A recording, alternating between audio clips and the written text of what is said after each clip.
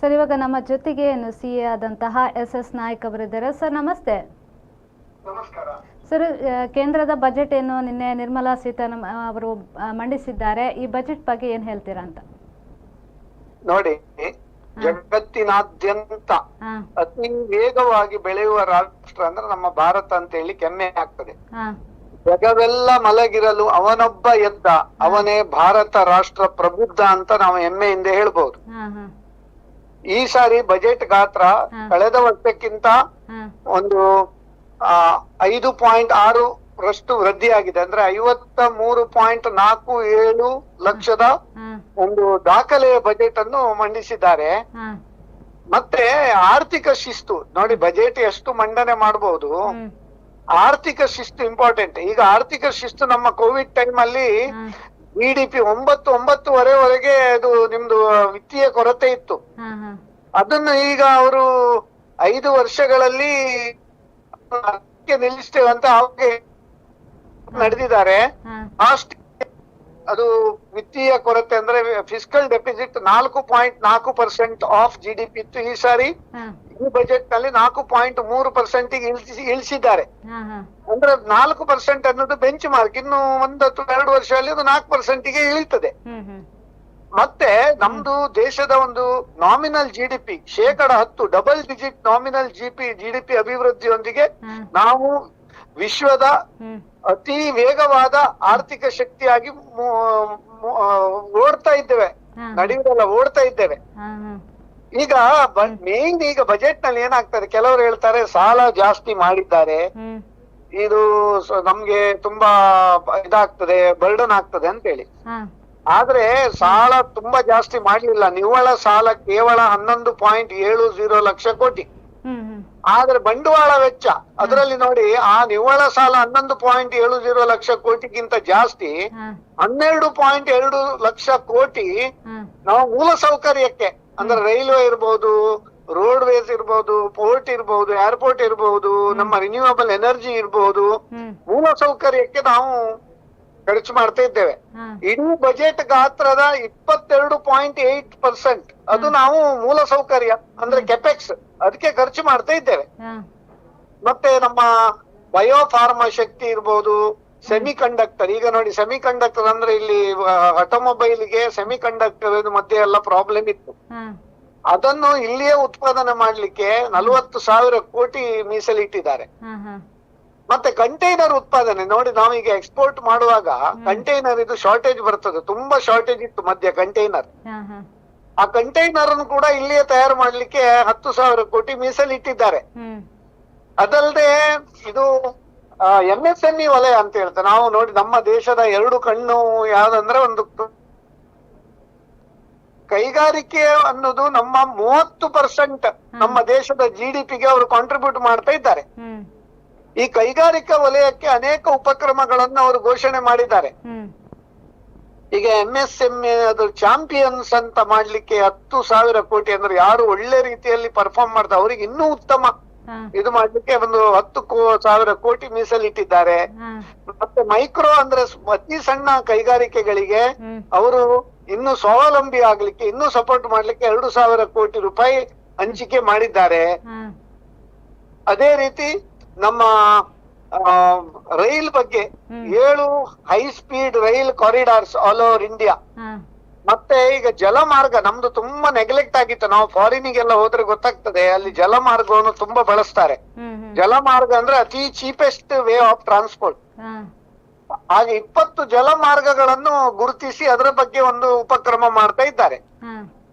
Banking ವ್ಯವಸ್ಥೆ ಕೂಡ ನಮ್ಮ ಇಡೀ ಒಂದು ದೇಶದಲ್ಲಿ ಅತ್ಯಂತ ಸುದೃಢವಾಗಿದೆ ಅಂತ ಹೇಳಲಿಕ್ಕೆ ಹೆಮ್ಮೆ ಆಗ್ತದೆ. ಈಗ NPA, gross NPA, net NPA ಎಲ್ಲ ತುಂಬಾ ಕಮ್ಮಿ ಆಗಿ ಬ್ಯಾಂಕ್ಗಳು ಸುಲಭದಲ್ಲಿ ಸಾಲ ನೀಡ್ತವೆ. ಈಗ ನೋಡಿ, ಮುದ್ರಾ ಯೋಜನೆ ಅಂಡರ್ ಅಲ್ಲಿ 55 ಲಕ್ಷ ಜನರಿಗೆ ಮುದ್ರಾ ಯೋಜನೆಯ ಒಂದು ಫಲ ಸಿಕ್ಕಿದೆ.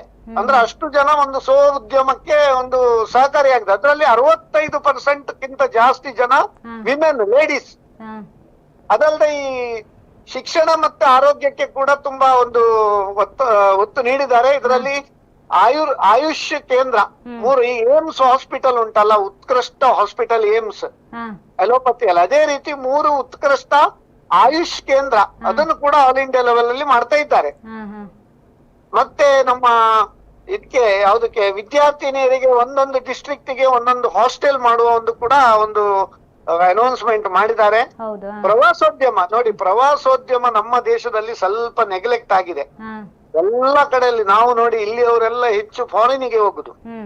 ಫಾರಿನ್ ಅವ್ರು ಇಲ್ಲಿ ಬರ್ಬೇಕಾದ್ರೆ ಏನು, ಉತ್ತಮ ರೋಡ್ ಬೇಕು, ಉತ್ತಮ ಒಂದು ಶೌಚಾಲಯ ಬೇಕು, ಉತ್ತಮ ಪಾರ್ಕ್ ಗಾರ್ಡನ್ ಅಂದ್ರೆ ಒಂದು ಉತ್ತಮ ಒಂದು ಪರಿಸರ.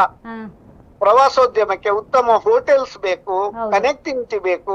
ಅದನ್ನು ಮಾಡ್ಲಿಕ್ಕೆ ಕೂಡ ತುಂಬಾ ಒಂದು ಉಪಕ್ರಮ ಮಾಡ್ತಾ ಇದ್ದಾರೆ.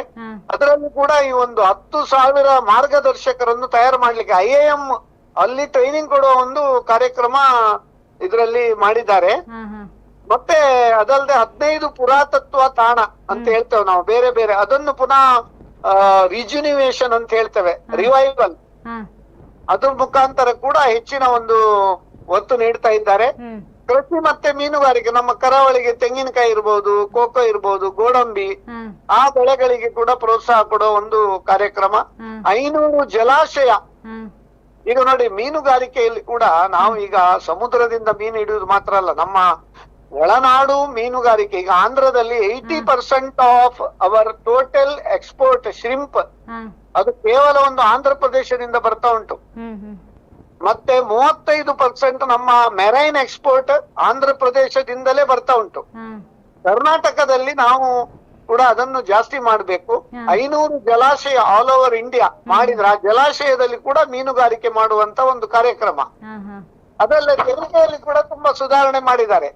ನೋಡಿ, ನಾವು ಕಳೆದ ಬಜೆಟ್ ಗಿಂತ ಮುಂಚೆಯೇ GST 2O ಅಂತ ಒಂದು ರ್ಯಾಷನಲೈಸೇಷನ್ ಮಾಡಿ ಕೇವಲ 2 ರೇಟ್ ಅನ್ನು ಮಾತ್ರ ಮಾಡಿದರೆ ತುಂಬಾ ಒಂದು 350ಕ್ಕಿಂತ ಹೆಚ್ಚು ಸರಕುಗಳಿಗೆ ವಿನಾಯಿತಿ ಮಾಡಿದ್ದಾರೆ. ಮತ್ತೆ ತೆರಿಗೆಯನ್ನು ಇಳಿಸಿದ್ದಾರೆ.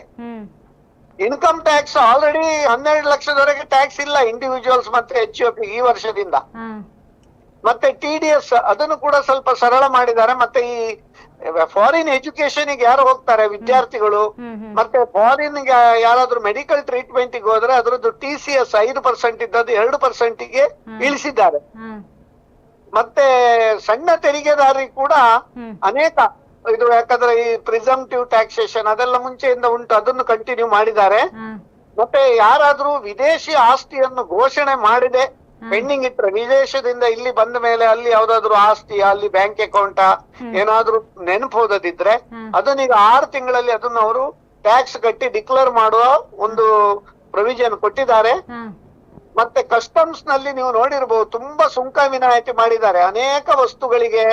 ಮತ್ತೆ 17 ಔಷಧಗಳಿಗೆ, ಆಮೇಲೆ 7 ಅಪರೂಪದ ಕಾಯಿಲೆ, ಡಯಾಬಿಟಿಸ್ ಇರ್ಬೋದು, ಕ್ಯಾನ್ಸರ್ ಇರ್ಬೋದು, ಸೀನಿಯರ್ ಸಿಟಿಸನ್ ಗೆ ಉಪಯೋಗವಾಗುವಂತಹ ಒಂದು ಇದಕ್ಕೆಲ್ಲ ಆಮದು ಸುಂಕವನ್ನು ಕೂಡ ಕಡಿಮೆ ಮಾಡಿದ್ದಾರೆ. ಇದೆಲ್ಲ ಉಪಕ್ರಮಗಳಿಂದ ನಮ್ಮ ಒಂದು ಓವರ್ ಆಲ್ GDP ಅದು 10% ನಾಮಿನಲ್ GDP ಅಂತ ಹೇಳ್ಬೋದು. ಈ ಒಂದು ಬಜೆಟ್ ಬಗ್ಗೆ ಸಂಕ್ಷಿಪ್ತವಾಗಿ ಹೇಳುವುದೇನಂದ್ರೆ, ಸರ್ವೇ ಜನಾ ಸುಖಿನೋ ಭವಂತು, ಉದ್ಯಮಿ ವರ್ಗಾಃ ತೃಪ್ತಾಃ ಭವಂತು, ಯುವ ಜನಾಃ ಅತಿ ಸುಖಿನೋ ಭವಂತು. ಅಂದ್ರೆ ಯುವಕರಿಗೆ ಅನೇಕ ಉದ್ಯಮಕ್ಕೆ ಬೇರೆ ಬೇರೆ ಬೇರೆ ಒಂದು ಉಪಕ್ರಮ ಮಾಡಿದ್ದಾರೆ. ಇದು ಯುವ ಶಕ್ತಿ ಬಜೆಟ್ ಅಂತ ಹೇಳ್ಬಹುದು.